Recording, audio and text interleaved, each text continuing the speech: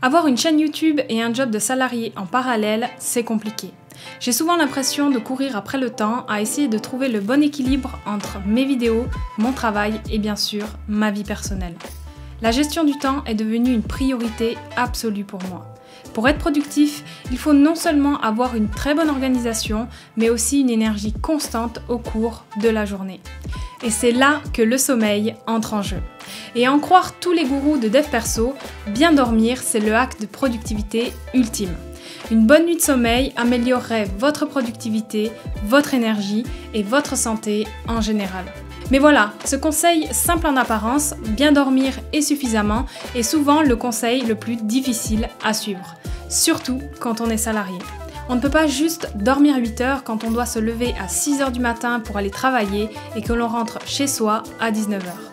Entre les horaires de travail contraignants, les trajets quotidiens et les responsabilités familiales, trouver le temps pour un sommeil de qualité peut sembler impossible. De mon côté, le problème, c'est que mes heures de sommeil sont très variables selon les jours. Je suis salariée et je travaille à 100%, soit 5 jours de la semaine. Et pour vous donner une idée de mon quotidien, voici comment se déroulent mes semaines. J'ai la chance de pouvoir faire du télétravail 2 jours dans la semaine. Et ces jours-là, je vais généralement au sport directement après le réveil parce que c'est le moment où j'ai le plus de discipline. Donc réveil à 7h30. Pour les 3 autres jours de la semaine, je dois me rendre au bureau. Mon travail se trouve plutôt loin de mon domicile et donc je me lève à 6h pour pouvoir arriver à l'heure. Et là, je peux vous dire que le réveil, il pique un peu. Alors heureusement, ces heures de trajet sont largement rentabilisées puisque c'est à ce moment-là que je rédige le script de mes vidéos YouTube. D'ailleurs, si vous appréciez celle-ci, n'hésitez pas à mettre un petit like. Et enfin, pour les week-ends, c'est relax et je ne mets pas de réveil. Par contre, si je ne fais pas attention, je suis capable de me réveiller à 10h du matin. Et cette alternance entre télétravail et présence au bureau complique passablement les choses quand il s'agit de maintenir une routine de sommeil stable. Du coup, j'en viens à me demander, est-ce que c'est réaliste de vouloir améliorer son sommeil quand on est salarié ?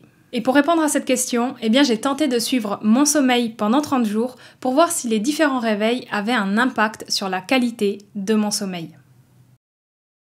L'écosystème Apple ayant réussi à me faire adhérer à leur secte, c'est donc naturellement que je me suis tournée vers la fameuse Apple Watch pour suivre mes heures de sommeil.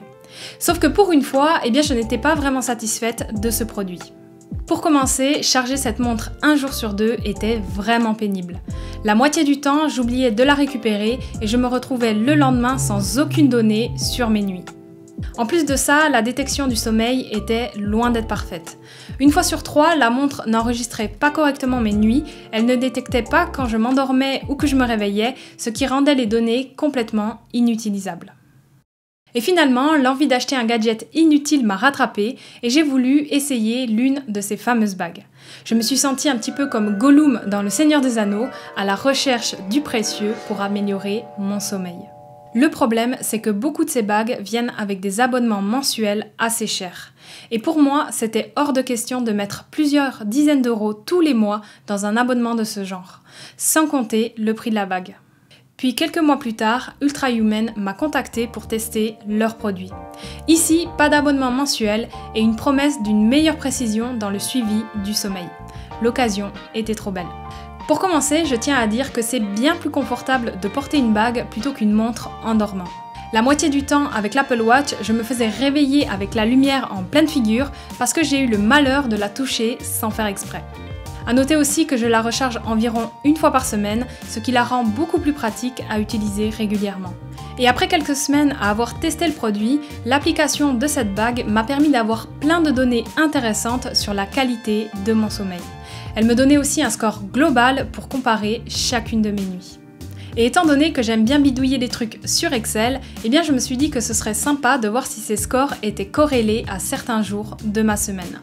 Et voici les résultats. Pour le télétravail, on avait une moyenne générale de 89 sur 100, les jours au bureau avaient un score de 88 et les week-ends et vacances un score de 82.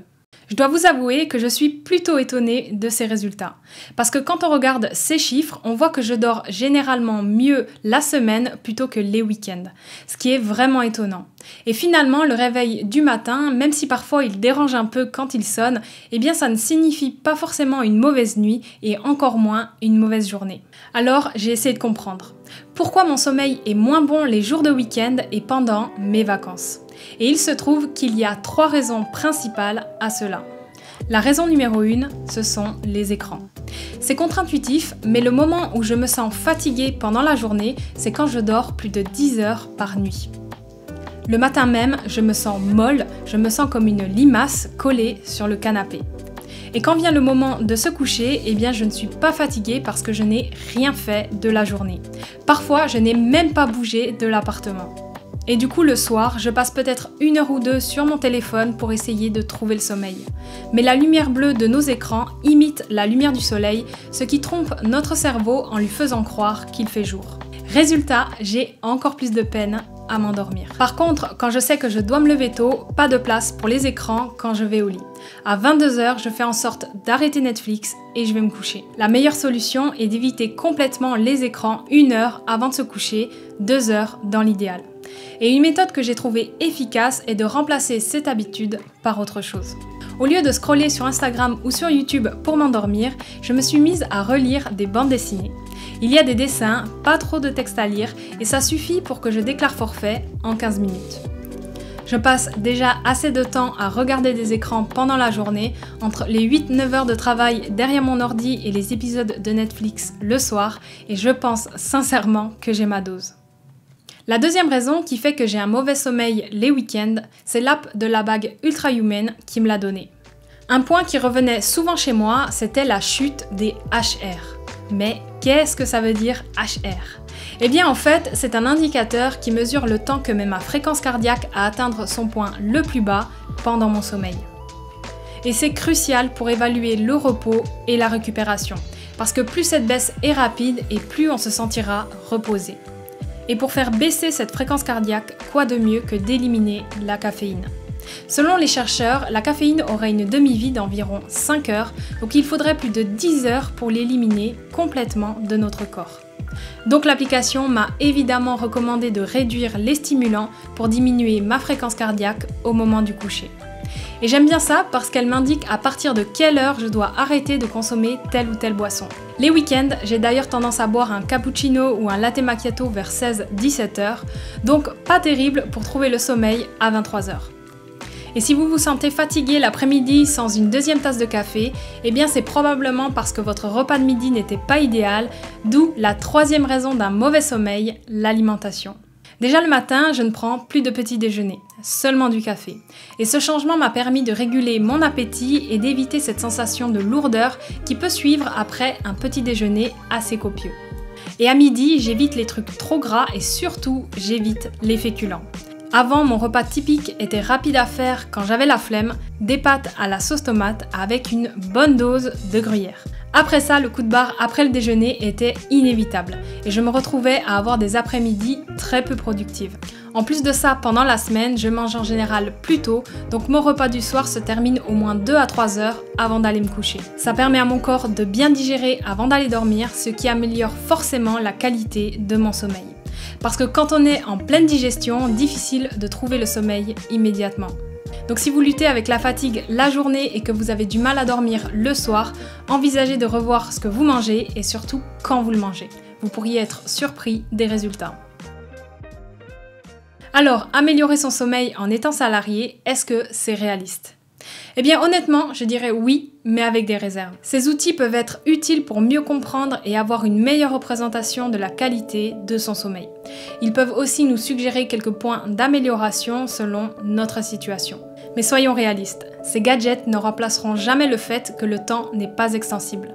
Ils ne peuvent pas nous rajouter du temps supplémentaire pour pouvoir dormir 1 heure de plus chaque jour. Et il faut accepter que certaines contraintes ne disparaîtront pas. Mais cela dit, il ne faut pas pour autant négliger l'importance du sommeil. Il s'agit surtout d'adapter ce que l'on peut au mieux de nos possibilités. Même en étant salarié, vous pouvez changer votre alimentation et vous pouvez changer votre consommation de caféine.